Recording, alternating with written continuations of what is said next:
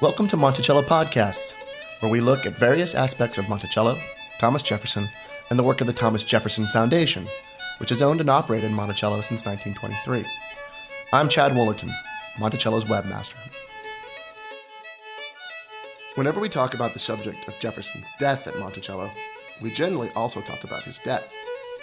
Jefferson died owing over $100,000. And when we bring up this fact, we typically get two questions. How did he manage to get so deeply in debt? And how much is that in today's money? Both questions are very difficult to answer satisfactorily. One of the few scholars to attempt to do so is Herbert Sloan, professor of American history at Barnard College, and author of Principle and Interest, Thomas Jefferson and the Problem of Debt. This past April, Professor Sloan spoke at Monticello's Robert H. Smith International Center for Jefferson Studies on the subject of Jefferson's spending habits. And in the following excerpt, he addressed the difficulties one faces in translating historic values into modern terms. Okay, I told Mary Scott Fleming when I was thinking about this paper that perhaps I ought to say at the end, on a slightly different tack, a word or two about what the $100,000 Jefferson died owing is in modern day money, because that seemed to be another kind of question that people ask. And I'm sure I've already convinced you that I refuse to take a sensible position on almost anything. So I'll go on and say I'm not going to take a sensible position on this either, but I am going to give you some points to think about. It's very hard to make comparisons between 1826 and 2007. The whole notion of being able to say $1 in 1900 is worth, $500, whatever, in 2007 depends on an immense chain of assumptions.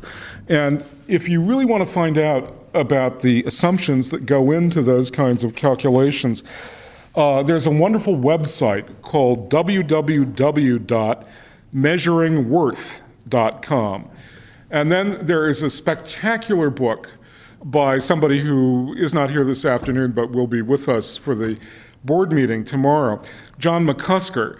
And his book has one of the best titles of any book that I've read in a long time. How much is that in real money? And John takes you through the arguments that establish both the pros and cons of making these kinds of comparisons. Now, I started out last week by trying to make a few comparisons of my own.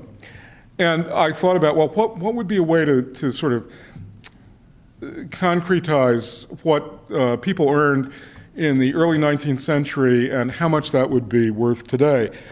And of course, you go for the easiest numbers you can find, and one of them is the president's salary. And Jefferson earned $25,000 a year. George Bush earns $400,000 a year.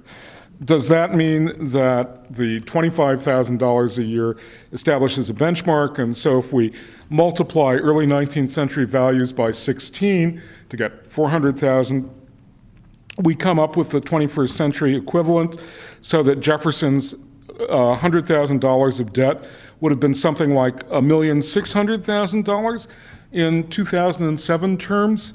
And yet somehow that just doesn't seem right. It's not enough. If Jefferson really was this rich, so on and so forth, it's got to be a lot more than that. So that comparison can't be right. And then we think about, well, we're trying to compare somebody who owned people with someone today who can't own people by definition.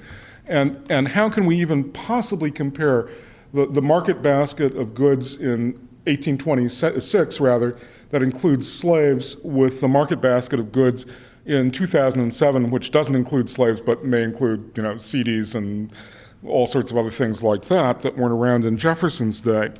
So you get a little nervous about looking for easily translatable data. And then I went online to the Wikipedia, which is actually, I confess I'm addicted to the Wikipedia. You can't find anything more fun to play with than the Wikipedia. And I looked at the history of presidential pay. And I found out some rather interesting things. According to that set of comparisons, the $25,000 of the initial salary in 1789 is worth $531,000 today. And the presidents who were actually richest in terms of today's salary value were William Howard Taft and Woodrow Wilson, whose ostensible $75,000 salaries were actually worth about $1.6 million. So poor George is way behind, the historical highs for presidential compensation. And then, of course, you begin to think about the fact that Jefferson paid for everything out of his $25,000, and the only thing George Bush pays for is dry cleaning and meals in the family quarters. And everything else is on a White House entertaining budget, a White House employee budget, so on and so forth. Jefferson paid for his own chef. George Bush does not pay for any of the 5 chefs currently employed in the White House. And we get, again, this market basket problem that makes it so very difficult to come up with adequate comparisons. If you do, in fact, visit measuringworth.com, you'll find out that $100 in 1826 is the equivalent in purchasing power of about $2,102 in 2006, so that Jefferson's debts would have been worth about $2,100,000 in our contemporary values. But again, I don't find that terribly convincing, and because $2 million is not much. I mean, I'm sure some of you have estates worth at least $2 million. And heaven only knows, real estate in Albemarle County can reach absurd prices. So do we really think that gives us an adequate picture of Jefferson? It's tough. And again, I know that your visitors probably want that information. Well, only $100,000. Gee, I make more than $100,000, and I'm a impoverished university professor. So that can't be much money.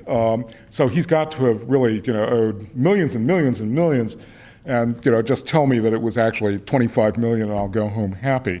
But I don't think you can do that, and I think that's one of the problems of interpreting the late 18th and early 19th century is that we don't actually have equivalences. The past is, to use a phrase that's not very original, the past really is a foreign country, and Jefferson is about as foreign to us in many ways as any of the inhabitants of the past. And I'll quit there before I get myself deeper in trouble.